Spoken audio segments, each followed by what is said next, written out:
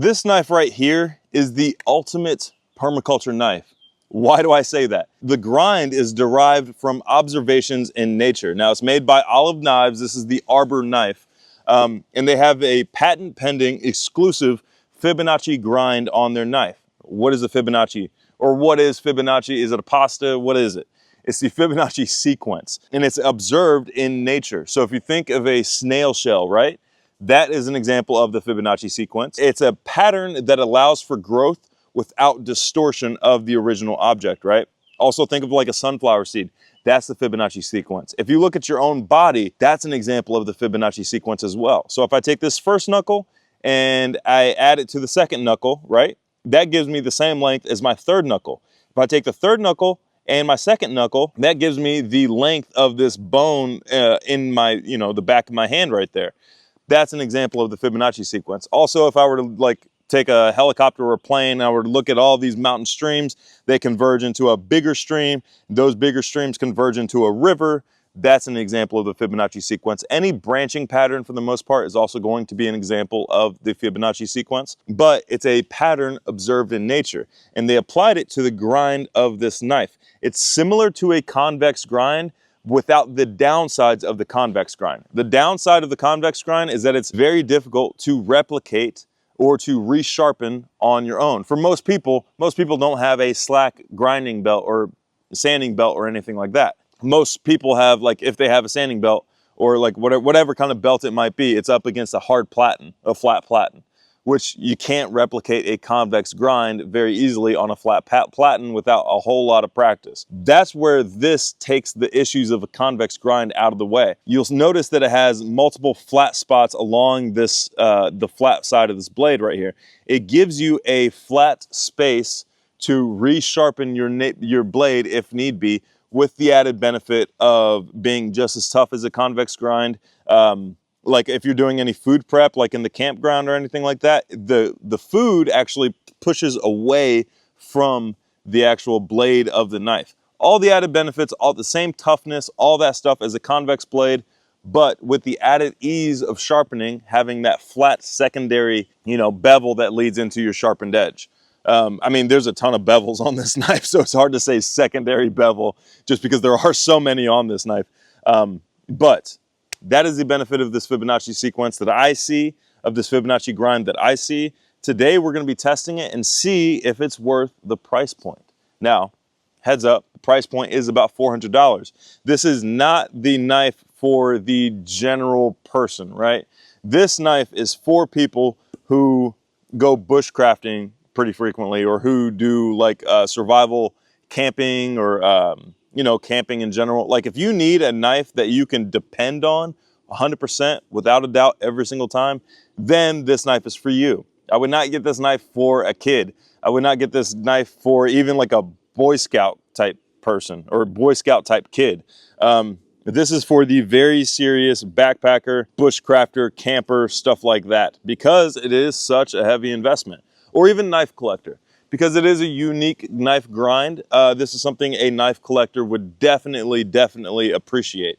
But it is a high price point, and it comes with premium materials. This blade steel is L-Max, which gives you the benefit of toughness and edge retention, as well as corrosion resistance. So you don't have to worry about this knife rusting on you, even here in East Texas where it's humid all the doggone time. And now the sheath is a dangle sheath made out of Kydex with an ambidextrous belt loop that can go on either side. Now, one thing I love about this belt loop is that it's actually big enough for my belt, like the head of my belt, to actually feed through. A lot of the issues that I see with like belt loops on these dangle knives is that the loop isn't big enough for me to fit my belt through.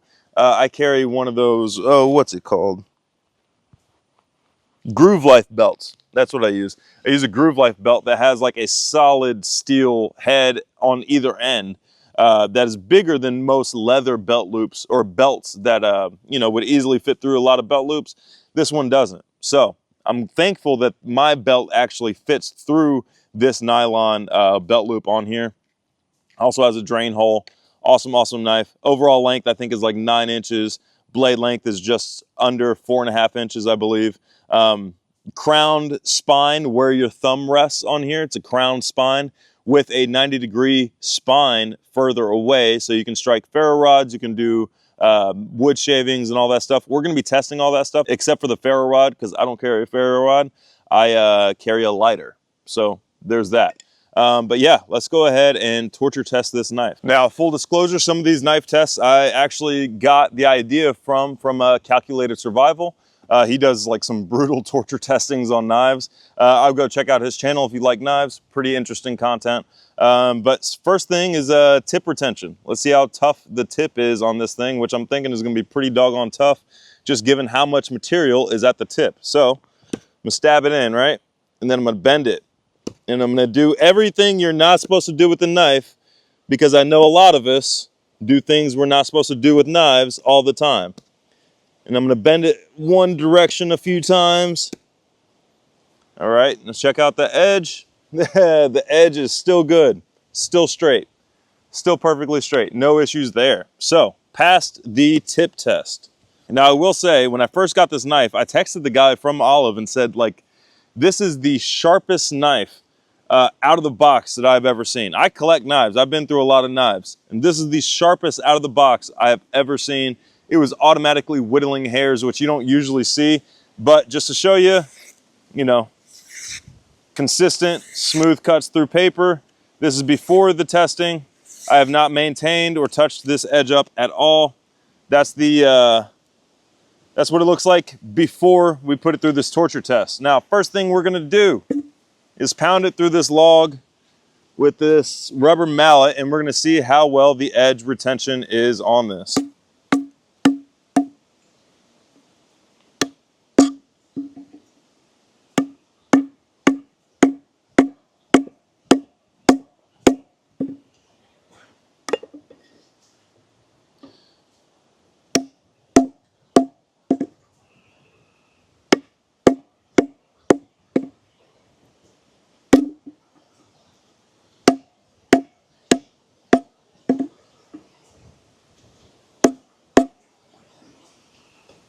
And this is oak, by the way.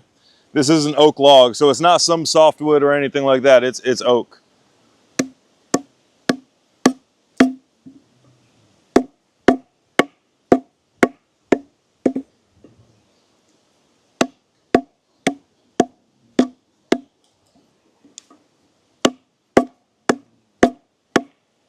Man, these edges are like, the wood inside is like polished. That's insane. It's so doggone smooth in there. Now let's test, let me wipe off the wood particles, and let's test on the next sheet of paper. Still sharp.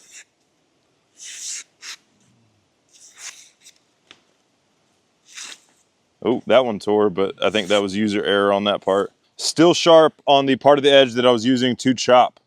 Now, let's see. Let's just cut this off real quick. There we go. Let's see how well it does at just hacking.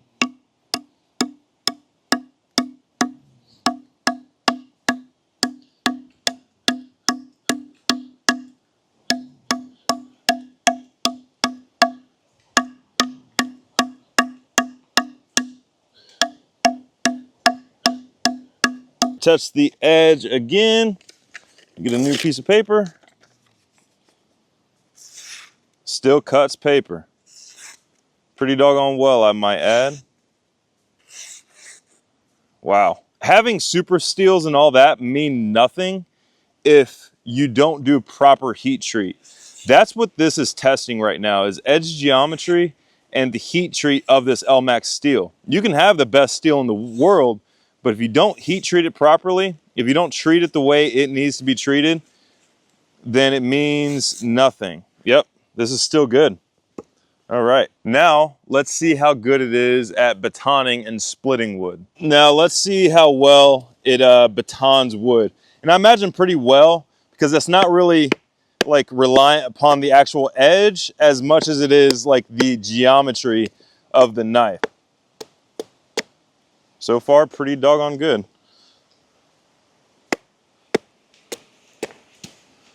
No issues here. Let's get it set, Now, pound on the tip, still pretty doggone good. Now, this isn't much of a focus on the edge. That test right there isn't much of a focus on the edge, but let's see, still laser beam through this paper. Which some of you might be wondering, like, why the paper test?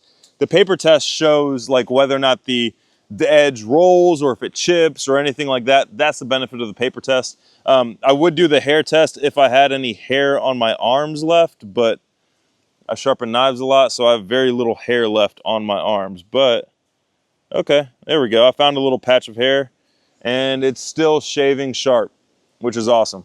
Now let's see how well this thing does with feather sticks and shavings. Now this is a piece of green wood right here. Let's see how well it does with the feather sticks.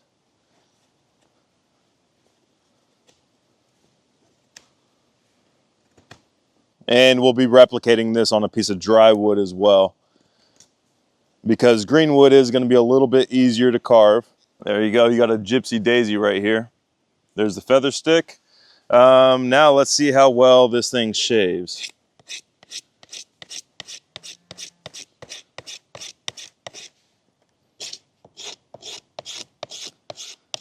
Pretty doggone good. Got a little feather stick along with my little shavings right there. All right, now let's do this on a piece of hardwood right after we do the paper test again. Still very, very sharp. Now on a piece of dried wood.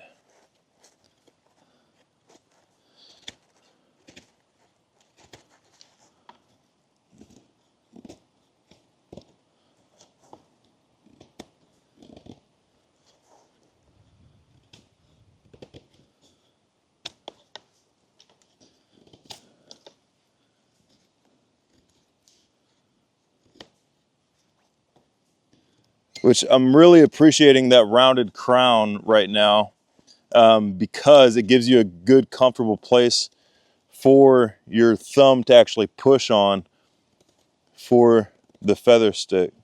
There we go. Now let's see what kind of shavings we get.